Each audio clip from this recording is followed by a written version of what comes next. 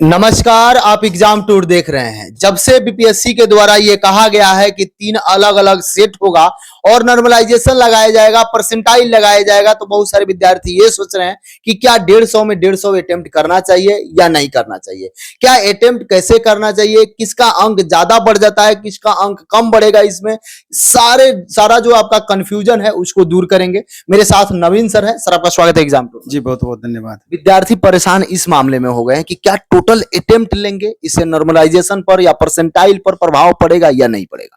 पहले तो हम आपको ये बोलना चाहते हैं कि लास्ट मोमेंट में कभी भी किसी तरह का बदलाव, खास करके इस तरह का बदलाव नहीं होना चाहिए था आयोग के द्वारा, क्योंकि छात्र मानसिक रूप से कहीं ना कहीं नहीं चाहते हुए भी परेशान होते हैं।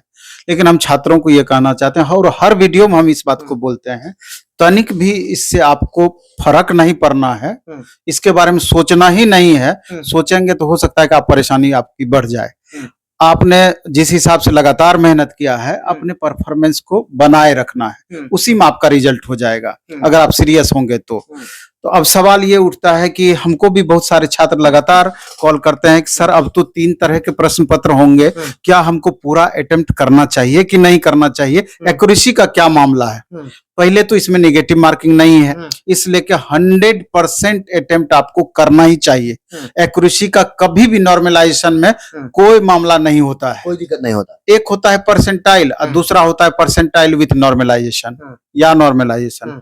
तो परसेंटाइल का मतलब हुआ कि किसी खास सीटिंग में जो टॉपर को मार्क्स आता है उसके रिस्पेक्ट में अन्य बच्चों को, यानी टॉपर को 100% मान लिया जाए। अब 100 मान लीजिए कि मार्क्स का एग्जाम हुआ, 90 नंबर टॉपर लाए, तो 90 को 100 परसेंटाइल मान लिया गया और उसके रिस्पेक्ट की बातें होती है। लेकिन यहाँ पर क्या है, नॉर्मलाइजेशन की बातें हैं। तो डायरेक्ट नॉर्मलाइजेशन में फ्लक्चुएशन ज्यादा होता है, जैसा कि हम रेलवे के मामले में देखते आए हैं। एक स्टूडेंट का 20, 22, 25, 26, 27 नंबर तक बढ़ जाना।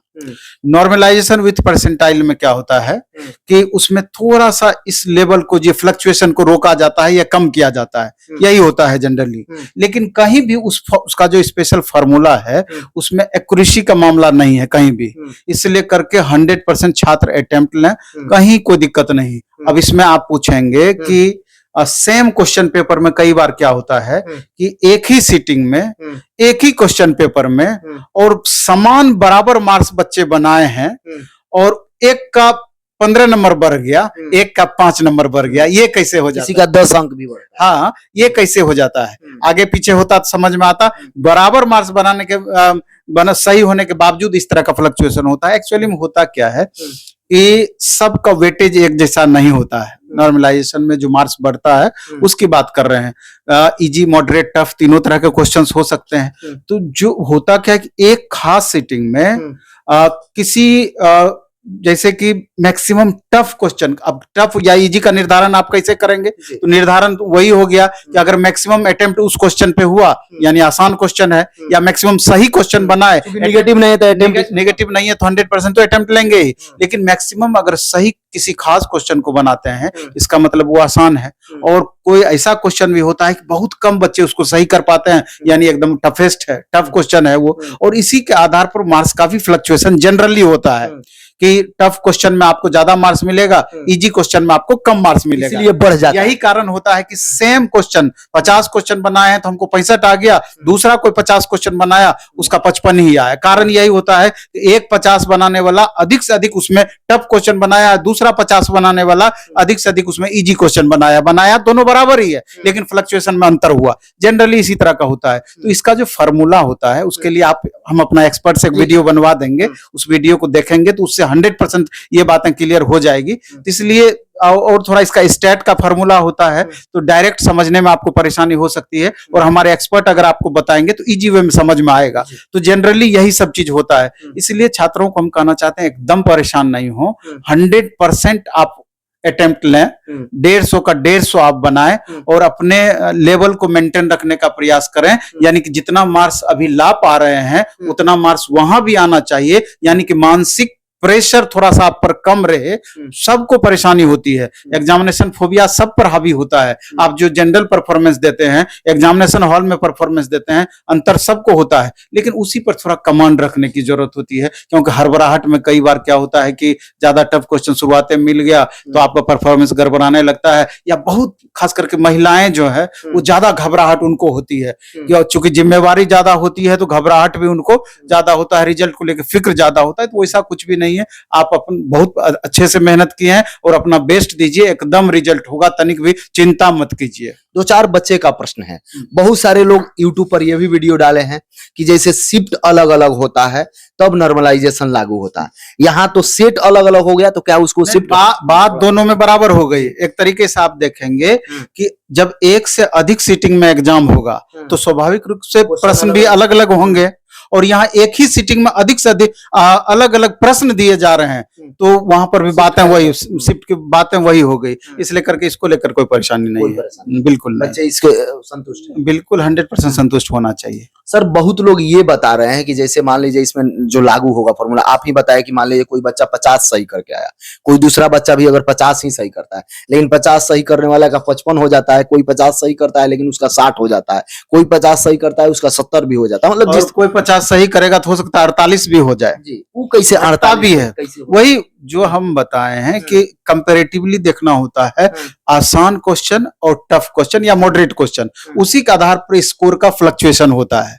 वो आपका फार्मूला से ये चीज क्लियर होगा, लेकिन बातें वही होती है कि उस क्वेश्चन को कितने बच्चे बना पाए हैं, ज्यादा से ज्यादा बना पाए हैं सही सही तो वो आसान हो गया, कम बनाए हैं मॉडरेट हो गया, एकदम कम बनाए हैं टफ हो गया है, उसी का आधार पर मूल्यांकन होता है। सर जैसे बताया जा रहा है सभी 27 जिला में एग्जाम दिया जा रहा है, पहला दिन होगा उसमें 27 में होगा, उसके बाद घटते घटते हो जाएगा। चेकिंग का क्या व्यवस्था किया गया है कि अगर किसी व्यक्ति का बता रहे थे आपको नहीं मिलेगा, अगर एडमिट कार्ड से नहीं उसका मैच कर रहा है तो फिर बायोमेट्रिक क्या क्या उसका प्रोसेस है? नहीं एक्चुअली में ये तो सब दिन से आयोग इस तरह की काम करते आई है कि जिससे कि पारदर्शिता बढ़े और कोई उस तरह का कैंडिडेट ना घुस जाए अकारण या गलत तरीके से, इस पर नियंत्रण के लिए जैसे बायोमेट्रिक की व्यवस्था की गई है। तो यहाँ पर आपका दिया है कि जो एडमिट कार्ड है उसको स्कैन किया जाएगा, और अगर स्कैन शायद नहीं किया जाता था, तो अगर वहां पर आपका स्कैन मैच नहीं होता है तो वैसी परिस्थिति में जांच का वो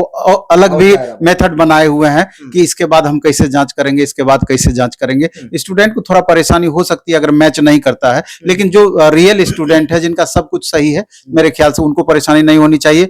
और दूसरा क्या कि जिनका एडमिट कार्ड में प्रॉब्लम आया है, फोटो मिसमैच हुआ है या जो भी कारण बताया गया है, तो उसके सब्जेक्ट अन्य सब्जेक्ट आ गया तो उसके लिए घोषणा पत्र आपका दिया हुआ है, उसको डाउनलोड करके फोटो चिपका करके गजिस्ट्रेट ऑफिसर से आप उसको अटेस्टेड करवा लें, उसको भर करके आप लेकर के जाएं। लेकिन किसी के साथ दिक्कत हो गया है कि हमारा कंप्यूटर नहीं है फिर भी कंप्यूटर का एग्जाम का दे दिया गया है, तो वैसी परिस्थिति में घोषणा पत्र वाला प्रोसेस तो आप करें ही करें, साथ में एक एप्लीकेशन लिख करके और जो एप्लीकेशन में आपको प्रॉब्लम हुआ है उस एप्लीकेशन में इंगित करके उसको स्टेपल करके आप उसको अपने सेंटर पर जमा कर दें, जिससे कि आयोग उसका संज्ञान ले पाए।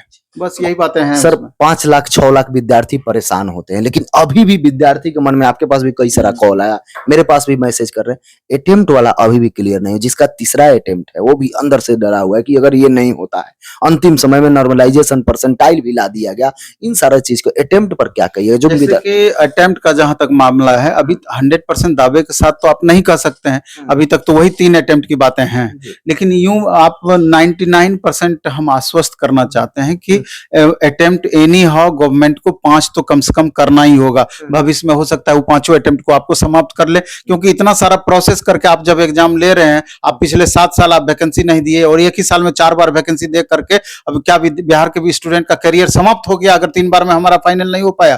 तो सरकार भी इस बात को समझेगी और प्रेशर भी पड़ेगा ही पड़ेगा इस एग्जाम के बाद, और निश्चित रूप से हमको जहां तक लगता है इसको मानना ही पड़ेगा गवर्नमेंट को। सर कल रात में एक फैसला आता है, मात्र 21 लोगों को शामिल किया गया है कि जाइए, आपका जिनका एज में छूट है उनको मिला है, 21 व्यक्ति को मात्र, ये नहीं हुआ पूरा बिहार को नहीं मिला, इसलिए एग्जाम कोई प्रभावित नहीं करेगा? नहीं, एग्जाम तो प्रभावित नहीं होगा, लेकिन ये बिहार की विडंबना है कि कभी भी कोई भी तरह का अगर आप आपत्ति व्यक्त करते हैं या फिर कोई भी मामलों को लेकर अगर आप संतुष्ट नहीं है, केस ही कोर्ट में करते हैं, तो जनरली देखा जाता है तो कि उसका लाभ सिर्फ उसी पिटिशनर को मिलता है जो इससे रिलेटेड केस किए हैं या पिटिशनर बने हैं। जबकि मेरे ख्याल से ये ओवरऑल होना चाहिए। उस तरह का प्रॉब्लम तो मैक्सिमम छात्रों के साथ है। तो क्या अगर आर्थिक रूप से वो परेशान है या इस तरह की वो पिटिशन नहीं दायर कर पाए तो उनको लाभ नहीं मिलना चाहिए, ये तो गलत है। आयोग को इसके बारे में निश्चित रूप से संज्ञान लेना ही चाहिए। बहुत जल्द जो आप लोगों का बीपीएससी टीआरई 3 में सूत्र लगाया जाएगा, उसी सूत्र पर जो आपका अंक निर्धारण होगा, किसी का ज्यादा बढ़ेगा, किसी का कम बढ़ेगा, किसी का निगेटिव में भी जा सकता है यानी कम हो सकता है। उन सारे फॉर्मूला को आप जरूर देखिएगा। बहुत जल्द उस पर भी मैं वीडियो लेकर आऊंगा। सर, समय देने के लिए बहुत बहुत बहुत बहुत आभार आपका।